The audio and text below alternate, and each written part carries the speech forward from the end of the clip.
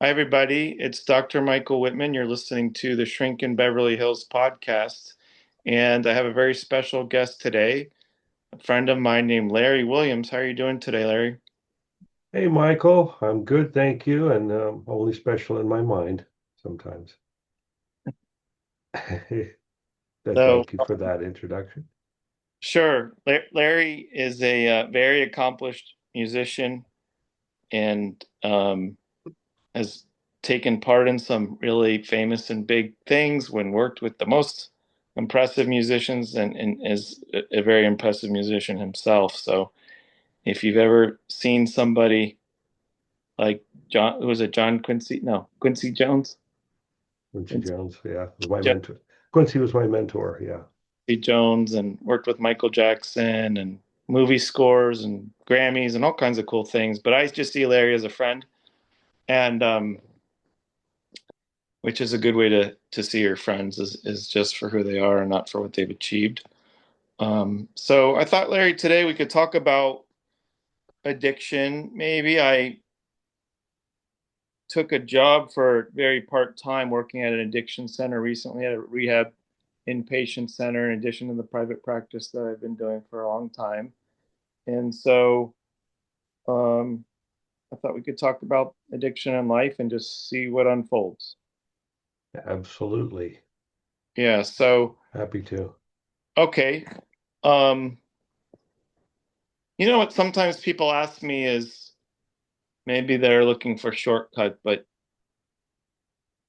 they'll say, what tips can you give me in dealing with life or addiction and stuff like that. So it's hard to say this is the key to recovery or the key to life in two sentences, but what are some things you've learned on your journey and maybe you could take us through some of your journey into music and all the ups and downs and if you want to. I know you have a long story. Yeah. Well, you mean life hacks for addiction and just dealing with life in general. Well, Yeah. just just the thumbnail, and we can get into whatever offshoots you want of my history. I was a musician from a very, very young age. My father was a professional musician and teacher and did a lot of other jobs too in Kansas City, where I grew up. But he got me started when I was 7. And no, I've pretty much done music. That's really the only real job I've had, a real career for sure, my whole life. So I've been doing that since, yeah, forever now. And I feel quite blessed that I was able to make good career and a good, I had was able to make a good living out of it. My father did not want me to be a musician. After I excelled, like in high school and stuff, because his life was, he didn't look at it as all that easy, and he had to supplement it with teaching and working at furniture stores and selling alcohol, liquor, and all kinds of stuff. But he was he really wanted the best for me because I had best for me because I had good grades and stuff. But I chose music, and I'm glad I did. And he really set me up well for that. Set me to a lot of great teachers on various instruments. So I Well, first it, instrument you played. a clarinet at age 7, and and he was my teacher, and yeah, I wanted to be like him. So it was kind of the theme there for a long time. And he was a great man and great father. I'm very, very fortunate. Um, from the greatest generation. He fought in World War II just briefly, but he was in the army and mostly in the band and stuff. But he got sent over right when the war was ending, so he guarded prisoners and stuff. What year was he born? He was born in 1920. So, You know, my dad was born in 25. He had me later in life, and wow. he was in the army in World War II. Yeah. Wow.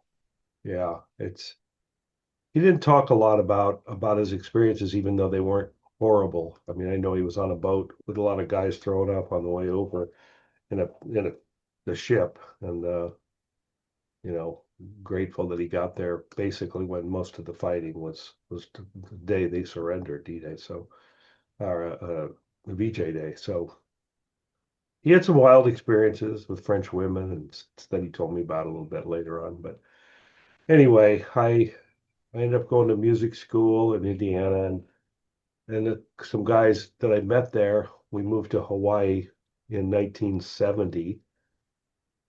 70, yeah, kind of one at a time, but there was a lot of work there to be had playing shows. And we wanted to stay together and play. And it was just a kind of a summer fling that turned into a 5 year staying there and forming a band, which, so we played with all kinds of acts, and I'd already played professionally before I got to music school in Kansas City, just to some degree, and played with the youth symphony, Kansas City Youth Symphony, and at school, I kept playing professionally. While I was in school, I played with the orchestra that toured with Henry Mancini and uh, these Glenn Campbell, Andy Williams, and it was a great experience, good money, and I was on a full scholarship because I couldn't afford to go out of state to a school like Indiana University and to any school without a lot of help. So it supplemented my that I had some money there to actually, you know, uh, just get through with. And then so moving to Hawaii was a lot of fun, and just like I'm from Kansas, Kansas City, Overland Park, Kansas, a suburb, and I find myself in Hawaii in the 70s where it was like 1 block long. It wasn't all built up with hotels. There were 3 or 4 hotels only, and it was real like parochial, to say the least. It hadn't been um, invested in as a resort place very much. It was just the early days there of, I don't remember what year it became a state, but it was very wild. I mean, we had kind of the run of the place, and I loved water, so it was great for me.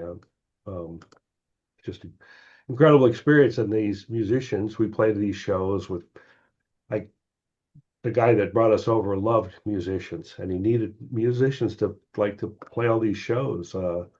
We played with Sammy Davis Jr., Tony Bennett, everybody that came through. We were the hired band, and one time he called me up. I was 21, and he said, "You want to be Bob Hope's musical director for a concert at the arena? Like 10,000 people." And I said, "Sure." And the experiences like that, it was really what I knew I was going to do. Were invaluable. Just playing a variety of people and styles and stuff. And I played in a Indianapolis Symphony as a utilitarian guy, different instruments. They called me to go up there and play. So I had a lot of experience playing vast amount of music from jazz to pop to classical. So we moved, we ended up moving to Los Angeles in 1976. And within a year or two, Quincy Jones heard us and hired us on his record. I Oh, got hired and they hired our horn section, which I play saxophone and flute and clarinet and keyboards.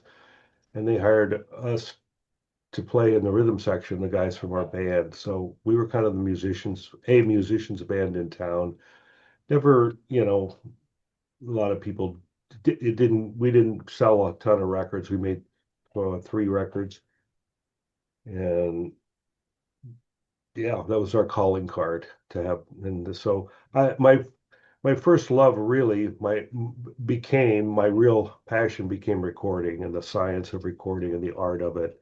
And so I was a for hire studio guy. So somebody would call, I wouldn't, it would be different every day, or sometimes I'd be in those days, you might be on a record for 2 months, with Earth, Wind and Fire or Quincy. I was on Beat It record, no, bad record for 9 months, like Thriller. 6 days a week. Thriller was a little less involved, but several days of horn sessions mostly, and a little bit of keyboards too, synthesizers. So I mean, those were, young guys in their 20s playing with Quincy and Michael. And so we did Off the Wall, which is Quincy's first record with Michael, Hmm. and then Thriller, and then Bad. So those three were the big ones that we did. And then I did some more Michael in the 90s. He took me to New York for his history. Yeah, I remember And that. you know, just had a long association with a couple of one artist particularly was Al Jarreau, and I did a lot of touring with him. He was a pop jazz guy that was wonderful to work with. I went around the world with him several times in the 80s and 90s, and recorded with him a good bit as well. Became his musical director and producer for a long while, and I stayed with him up till his death in 2017. So, the story of addiction for me, I'm very open about it, is that I was a real straight kid from Kansas that Yeah, didn't grow up with any substances around. I don't even know if there were any drugs in Kansas in the late 60s, even when the hippie shit was exploding. But I was insulated from all that. In school, I experimented a little bit, but I was pretty driven and dedicated to music, and what nothing was going to get in the way. So yeah, it didn't manifest for me until I got a good amount of success, and was, you know, not I was taking a lot of work, any kind of work, commercial work, and I was getting good projects, but sometimes it was in a disco era, and it wasn't very fulfilling. I looked at myself as a serious artist. I loved the challenge of coming in, and there'd be a piece of music, somebody would just sing to you or say, "What do you hear?" And want you to do what you do, what they hired you to do, whatever it was. Might be play in a section or play by yourself. But that challenge was also frightening because you never knew. We had a saying among us that, is this going to be the day that they throw something up that I can't play? I actually can't. It's beyond me. Which is all of our kind of nightmare. You're hired, the studio time is hundreds of dollars an hour, and they're paying you hundreds of dollars to show up and play this. And it it mostly, for much of it, was pretty easy for me, to be quite frank. It wasn't that challenging, but there were some things that were really hard. But eventually, kind of the grind of it for me after some years in the 80s, I just realized I wasn't that happy just taking everything that came. And I was making a really good living. At this point, I had two young children, and a wife and two young children. And I came home one day, and I just started crying, and my wife was like, "Well, what's going on?" And I couldn't quite verbalize it, but it wasn't. I really got into it for the purity of music, and I got too far away from it. And I'd started drinking some, and this is the cocaine area, and I was getting more, and that was becoming more just normal in that environment. And I got caught up with it. And it took several years I mean, till I would show up for work and played fine, and didn't manifest until the 90s, when I wasn't working as much. And then I had a pretty precipitous fall, crash, where I burned through a lot of money, and just was really addicted, and wasn't sure I could get out of it. And a music association helped me finally get into rehab, called what's now Music Cares. The forerunner is a musician's assistance program. So I got sober in 95. now Sorry. Music Cares, it's called. Music Cares is what the model is what it is now. I was in the forerunner that's called Musicians Assistance Program.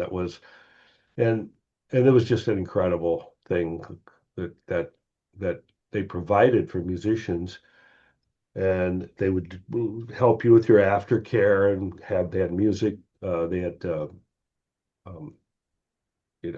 meetings of the other musicians there. And it helped us transition into the general population of 12-step recovery, and which was still the model. And that probably saved my life. So I've been sober since 1996, Uh, March 13th. So I'm coming up on 30 years this March if I don't use any substances before then. So I'm very it's probably the thing I'm the most proud of in my life, even though to a lot of normal people, when you say an addicted or alcoholic, uh, they go, yeah, we have a saying, you don't get a medal for running out of a burning building.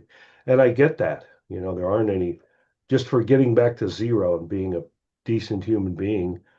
But it was the challenge of my life. Life was kind of wasn't easy for me, but it was you know, I things went pretty good on the outside, and I excelled at a pretty early age and got into this business and did really well and playing with the best people and making a good living. And it's pretty idyllic seeming, but it it ultimately what I found was I needed a spiritual solution because it wasn't an outside problem.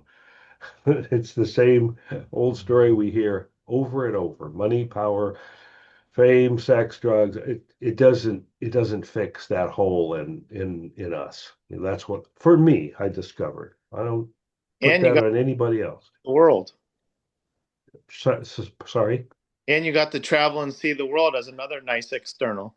I did. I got so many wonderful externals. I mean, to say that I'm blessed to be able to do what I love, my passion, to get paid a good wage at it, and to meet incredible people and go in incredible places. It's really like, it was my dream at an early age to do all of that. And then the recording came a little later, but I fell in love with that. And that's mostly what I've done, although like some guys are just on the road all the time. And I would most of the years I was in the studio more, and that's still what I do today, a lot of, even though this is like a really good year for a lot of I worked more this year than I had in the last 10 or 15 years with the Grammys. Salute to Quincy in February, and then I did a big concert with over 100 musicians at the LACMA with this guy Kamasi Washington, who's a groundbreaking kind of new jazz guy that we had an orchestra and several bands, and it was very wild and a lot of recording this year. It's just been a really um, good year for me. Some touring too. I just did a tour of East Coast with Brazilians, who's that's one of my passions, playing with Brazilian musicians that I've You know that. gotten to do, meet people from all over the world and play with them in other languages. So That's cool. So, when you were growing up, um, was there religion or spirituality in the household, or no, uh, there was zero. yeah? My mother actually had been um, Michael. Can we hold it for a second? 1 second. You want to take a pause? Just a pause. Yeah, yeah. Sure. Just pause. I have to say hi to my wife real quick and Pause shut the. the door here. Yeah, I'll I'll be pause right back. the thing. Sure.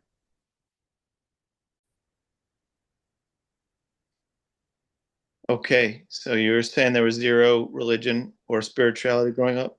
Yes, my father was not raised in any church or spirituality, and he was quite disdainful of organized religion, saw so much hypocrisy, and he actually worked with with playing like in a lot of bands that for country clubs and weddings and all kinds of things. And so some of it was the Kansas City mob controlled, and like Italian guys that were, I know it's a little stereotype, but that that he saw behaving really poorly and then going to church on Sundays, and it kind of soured him. And my mom was raised Catholic in Louisiana. She's a Southern Belle. French Cajun, Lafayette, Louisiana. And when she told them that she was marrying my dad, who was not a Catholic, they told her she was going to hell. So she said, I'm out of here.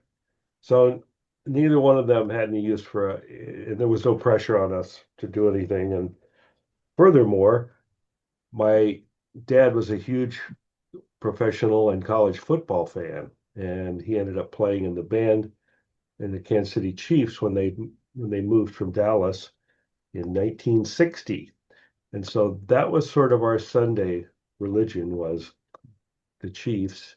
I'd go to the games with my dad and at an old municipal stadium downtown Kansas City, and or we'd watch it on TV. And that's still I have fond memories of that. And so yeah, no spirituality and no. I had explored meditation in the '70s, Maharish, um, Maharishi. TM, yep, Maharishi, and with TM, and self-realization fellowship. I was attracted to mostly Indian, really was attractive to me, but I never did a real deep dive, and I did not integrate it into my life until I came crashing down, and found out I needed one to instead of forcing everything with my will and thinking, I've got to battle the world alone is kind of, you know, where it took me. And I'm really grateful for that because, to say I'm a grateful alcoholic drug addict, it means because I know that for me, there's nothing there anymore. I took it to its nihilistic end, and there's only death there for me. Yeah, And I don't like being fuzzy. I don't like being under the influence of stuff now. It's not, it has no pull for me anymore. yeah, I know what that means. And the opposite for me is recovery. And that looks like, you know, something I do on a daily basis, not just yeah, say no. It has to do with a lifestyle and prayer and meditation and working with others and going to meetings. And so I sponsor men. And I eventually, due to my children's journey with substance abuse and other people I know, found Al-Anon, which has been a real godsend for me to yeah, help, because it helps with relationships. And that's probably, I'm more active in Al-Anon these days than I am the other yeah. beverage. We call it the beverage program. And Yeah, so Al-Anon is for friends and families of alcoholics, but some people are what they call double winners, like you have AA and correct. Al-Anon. And I can relate. My father had a disdain for religion and God, and my mom was raised in the Jewish religion, so it was mostly not raised very much religion for me, based on my dad being sort of the head of the house in a traditional way. So I can understand that the God in a way was achievement in our household, and Yeah. achieve in Yeah. academics and achieve in sports, and that was put on a pedestal in a way. So that has an upside and a downside. Your A lot of pressure. your father was from the same era, Yeah, basically 1920, 25. So there was a lot of pull yourself up by your bootstraps. Good stuff, like I was taught, for me, I was taught, difference between right or wrong, and yeah, had good morals was, you know, my dad didn't cheat or lie, and he was or steal, and we knew that, so it wasn't like the Wild West or anything. But it was all self-driven and yeah, and there's a great part of that that's wonderful. It yeah, really helped me be kind of a confident young man that was that wanted to go for his dreams, and yeah. that felt like I could accomplish anything. He instilled that in me, and you know, I'm so grateful for that. And That with a is, lot of people, if I hadn't had the allergy of the body and the allergy addiction, you know, I would never have. had a reason to uh, go find spirituality that worked for me, you know. Yeah, I see what you're saying. So I'm really grateful for that, even though I don't pretend to know what anything really is.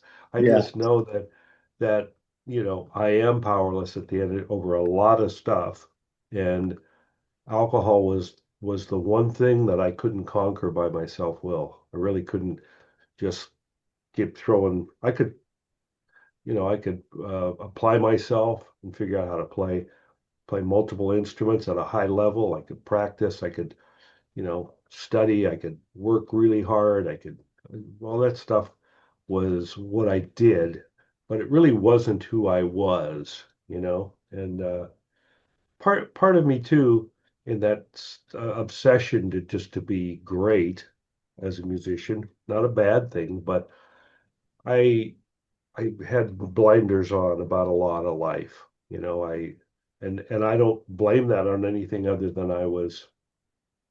you know, that was that single-minded, and it was a choice that I made. I would At school I was practicing 6 8 hours a day, for years and on multiple instruments, and didn't leave a lot of time for like you know enriching my. I didn't take any courses that weren't music, really. Wasn't Yeah. really interested. So it was pretty narrow for focus as a human being, and that ultimately is, I didn't really have any hobbies. Didn't even wasn't even into sports that very very much at that time. So Yeah.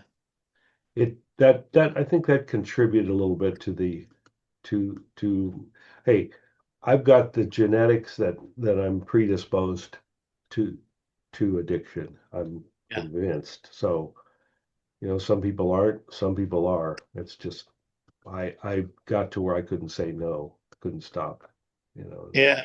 I can see how that single-minded drive served you in some ways and almost killed you in another. And Yep, yep. you What told are you me gonna do? No for, halfway. I'm sorry? I said there's no halfway with me at this through that time. I had to learn that moderation wasn't a bad word. That was a good balance, was a good thing. Yeah. And so what hobbies have you told me for a while you were playing tennis after 12-step I meeting. did. I started playing tennis actually in high school with a friend, and kept that going in Hawaii and kept it going for several years. I kind of got back into it again, but I I, I love playing tennis. I was really loved the sport.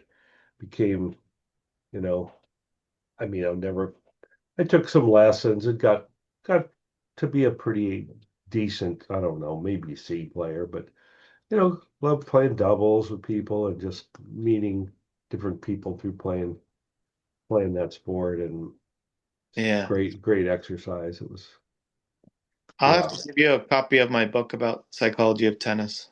Yes, yes. A That's fascinating psychological to me. analysis of tennis, which is on Amazon.com. Shameless plug. Which I've always been fascinated in, just because I love the sport, and then the psychology of that mano a mano, deal there is so fascinating, because it's just you and up against your opponent there. Yeah.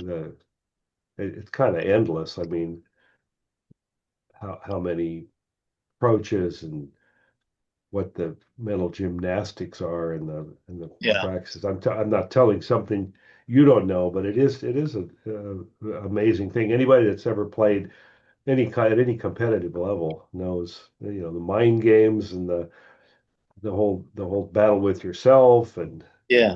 It is it's endless. Yeah. it is pretty fascinating. So go out and get Michael's book if you're interested. I'm sure it helps in a lot of disciplines, in a lot of different Yeah. areas. Yeah.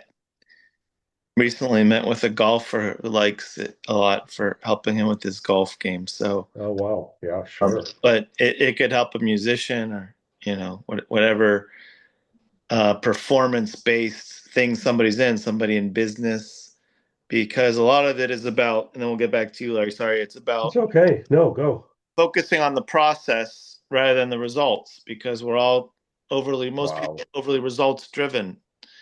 And if you get results driven, you lose being present about what you need to do, and you lose the enjoyment of it, which is why people initially place instruments in sports usually anyway. It's such a beautiful point, an important point. It's so easy to get focused on the end goal.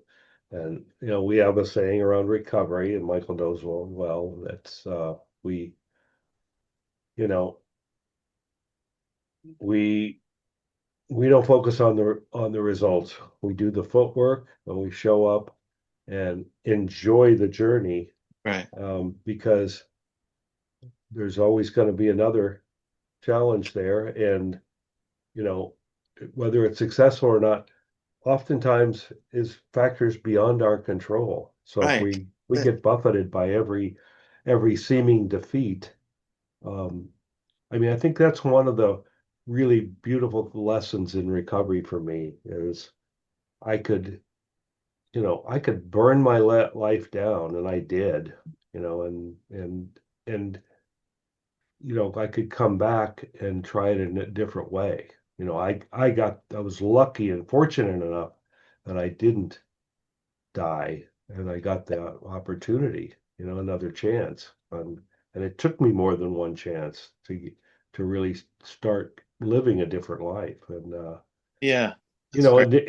and part of those early days, like, I mean, I learned a lot of to be grateful for a lot of stuff, especially when some stuff went away. When I Yeah. There was a point when I was coming back that I didn't own a car, and I got a Mm, call to go to the studio, and I rode my bike, my saxophone on my thing, and I wow. was pretty happy because it was just about staying sober and showing up and doing a good job, Yeah, it great. put a lot of things in perspective. It's like all the I had a big house in West LA in Rancho Park, and with the studio and all the cars and instruments, and I wasn't fulfilled. So, was that stuff wasn't fixing whatever I needed. And for me, it's a spiritual discipline. It's a Yeah, spiritual, and that's been my quest since then. And that's like being in the now and enjoying what's going on. Whatever it is, and taking it at face value, and not and giving back. All of that's part of it. For me, I have to give what was freely given to me. The counselors like yourself, addiction counselors, I think I told you this, but really had a profound impact on me. They believed in me, and you know, they spent time with me, and whether they were getting paid or not. And then other people, the same thing, for fun and for free. We that's, help each other, and that's a beautiful thing about recovery, is it yeah, had a whole new family of people that are like-minded in that I would never have met. yeah. I mean, as a therapist, I put a lot of value into helping people in therapy, and as a client, I was a patient or client for years, and then I think that therapy obviously is important and helpful, and then something was missing, and I still had a level of misery and struggle that I didn't like, and I went to Al-Anon, and I got the spirituality and the community, and over time they really helped me, and I became open to a lot of things, more open to the positive aspects of religion, and sort of studying different religions. And it's really been quite a journey for me. And all that was kind of poo-pooed when I was growing up. And I idolized my father, who was a psychiatrist, psychoanalyst, and I wanted to be like him. And but Just like now, me, yeah, so we similar. share that. We share that in Yeah, Midwest guys, because you're a Midwest guy too. yeah. I'm from Ohio. And my dad actually went to medical school at IU, Indiana University, where you went. Right. I So very Midwest. And then, so the journey for me has allowed me to look at different things with more of an open mind. So since I've been in Allen, I started studying Christianity, Buddhism, Judaism, Kabbalah, and it's just all enriched me, you know. And really, really well said, Michael. Really, uh, it's that, yeah, I would not have had any need to go outside to have to go dig and and find what's so enriching, and see how other people, there's so many different paths, and yeah, it's, but by the way, therapy was very important to me for many years. I think I was in therapy probably for 10 or 15 years, yeah, sometimes on and off, but very, the right therapist at the right time is makes a, there's so many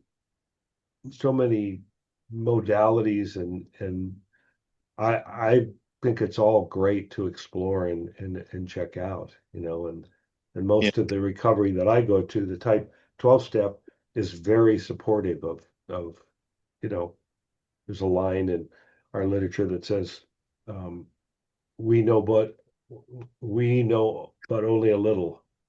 Um, take what we have and, build on that. This is the launching pad for explore, you know, whatever works for you. We're yeah. I heard is a recent study where they showed that people who went to synagogue or church had better mental health, even if they didn't believe in God or the religion, just by being around people and doing something positive and talking to people, it was mentally healthy for them.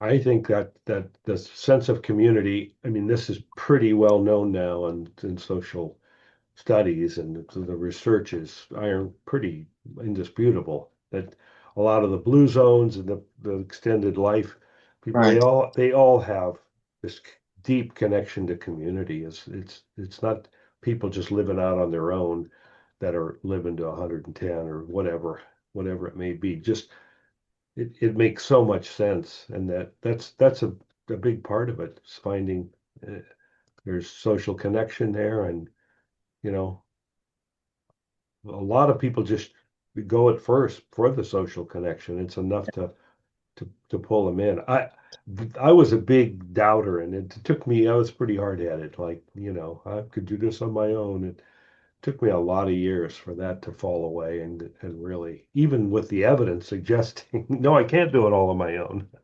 Yeah. So, I when I look back on how many people pre-substance or even post helped me achieve what I achieved, whatever with the career I've had, I'm saying it's just hundreds of incredible people that mentored me and gave me, just gave me all kinds of stuff. And Yeah. none of it did. Yeah, I practiced and I showed up and I applied myself, and I was passionate about it, and I can get along with people, a lot of skills that translated into but I didn't get here anywhere near alone. I Yeah. always thought, I did this, and Yeah. yay me. And, it's like really like so false when anybody, if you really look at the evidence, I mean, I don't care who it is and how much work you did, we've all had amazing help there, Yeah. and it's really easy to forget that, that Yeah. was so formative to me. I had two professors at my first year of college. Something happened and I didn't get my scholarship request in, and I was going to kind of go locally, and somebody, my dad's my clarinet teacher, suggested I go to the school in New Mexico because he knew the the music director, and it was New Mexico State, which is like a little small department and stuff, but they had some good ensembles there. And I just went there because I didn't want to go to school in Kansas City and, at the local whatever. kind of just went there just to see what it was, and it was good for me. It was good. I was teaching high school students, and I was playing in all these ensembles, and they were paid my way full on. And I got out of Kansas City there, and um, my first year there, these two professors that I really loved, they were incredible to me, became friends and said, "Look, you got to go to a bigger school. We're going to Indiana. We're going to help you get a scholarship to there." So the Wow. one guy was my piano teacher, and the other was my theory teacher. And I ended up rooming with the theory teacher, and the piano player said, I'm going to make a tape with you playing the Mozart Clarinet Concerto, and I'll play piano and send it to Indiana. And I got a full scholarship based on Wow. on my playing, but they facilitated that. I didn't know anything No, about no. Indiana. It was the world's largest music school. So I took up there. We roomed with my theory teacher, and he was just getting his doctorate and a great guy. And I mean, Yeah. that just is like. And then I met the guys in my band that are still my best friends today, from 60 years later or That's 55 years later. It's like important to remember that, it doesn't matter how talented or great somebody is. I had I We, had some we all need help. huge breaks and serendipitous stuff that I can't even explain. So many, it's really weird. I to this day I gravitate towards people from the Midwest. I mean, my wife's from New Jersey, so, but it's there's all those guys that I still work with are from the Midwest, almost all of them. It's, Like, it's a different culture. Yeah. yeah, yeah. I can't say enough about just yeah, just being grateful for all the stuff that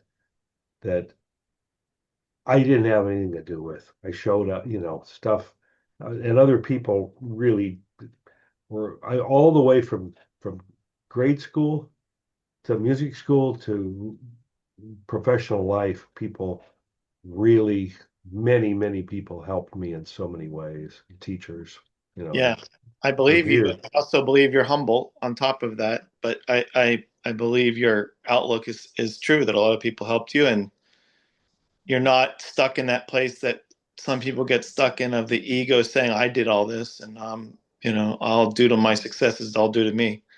Yeah. When I first heard that somebody say, it it it was like, of course, yeah, I should be recognized for all the hard work I put in. And there's a aspect to it, of course. Nobody gets there by just wishing, you got to do the footwork and stuff. But Yeah. man, I know a lot of talented people. I mean, really, really talented people that maybe they couldn't get along with people or whatever it was. And some of the most talented people ever and that I've met that no one's ever heard of, that Yeah. they didn't meet the right people, or they didn't whatever it was. It was Yeah. just like I don't know why. It's not because I mean, people that I think were light years ahead of me in this craft and this art, but it was just some of it was meant to be, and I'm so grateful for that. And I don't ever want to lose sight of that. And I did, when I talked about when I let my addiction get get me, it was because Yeah. I was not into being grateful for what I had. I was grateful for, very much. I Yeah. guess I wanted more and it was not enough. And, there's never enough on I one. think it's an Oscar Wilde quote where he says, there's only one thing worse than not getting what you want. That's getting what you want. So you hit all Yeah. these achievements and you're still not happy. And then it's really disconcerting. Yep. If it doesn't fix you like inside there, more of it's not going to. And it took me a while to figure that one out, but man, over some years, grateful I did, because I sure see a lot of miserable people that have a lot of stuff. I mean, I don't pretend that I have perfect life and everything's, whatever. I'm doing it the right way. I just know what worked for me, and Yeah. that's a hard way to go. Just you know, it's based on how I look, how many cars I have, how much money I have, what the woman next to me, and all that, Yeah. whatever it is, or athletic achievement, what all that stuff. That's a tough way to live. It seems tough to me because I've known a lot of them up close. I've gotten to see it, and it's yeah, extreme fame. Boy, amazing anybody gets through it. I've seen kind of the Yeah. Did you see Michael Jackson struggle with it? And then I'll let you go. I know you have to get going. yeah. I did. I didn't. I mean, I saw the same struggles that a lot of people saw. He obviously had a, pretty tough childhood, and a lot of his childhood was cut short, which is that recreating that.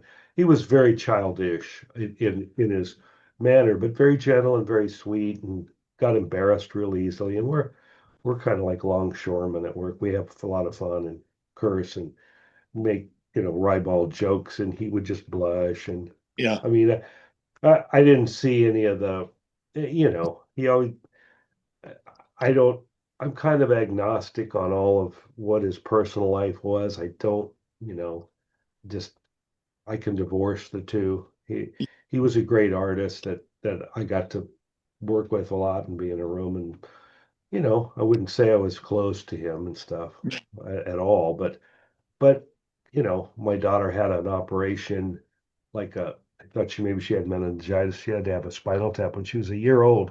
I left the studio working on that bad record, and he sent a room full of toys and flowers and stuff for my daughter. I mean, stuffed Oh, animals, and I mean, he was really sweet to the yeah. kids. And so, you know, the it was a real cautionary tale to look at him and see the obvious one. It just did never fixed him, all the outside stuff. And Yeah. yeah, Also, if I don't know that much about him, but if you've had a lot of childhood trauma, yeah, then when you have to deal with something big like fame or new traumas, it's just that much more difficult, you know? So that's a quite a combination to be that famous and to have a lot of childhood trauma is my quick take. yes. And I think that's seems really accurate because Quincy told me that the father was, it was abusive Yeah. on those kids. Yeah. And the fact that some of them made it out, in okay shape is amazing. So Yeah. you're Yeah. right. So, well, man, it's been really a pleasure talking to you, Michael. You And too, Larry. Thanks for taking the time. I'm glad we got to have you on this podcast, and we'll talk to you soon. Have a great night, Larry. you too, Michael. Take Okay. care, buddy. All right. Bye-bye. Bye. Are we offline? Not yet. Just a second. This is that awkward part where I have that kind of blank look on my face while I'm looking at the screen. And I almost said a big curse word. oh, I can clip this out. Some days my editing skills are better. I got you.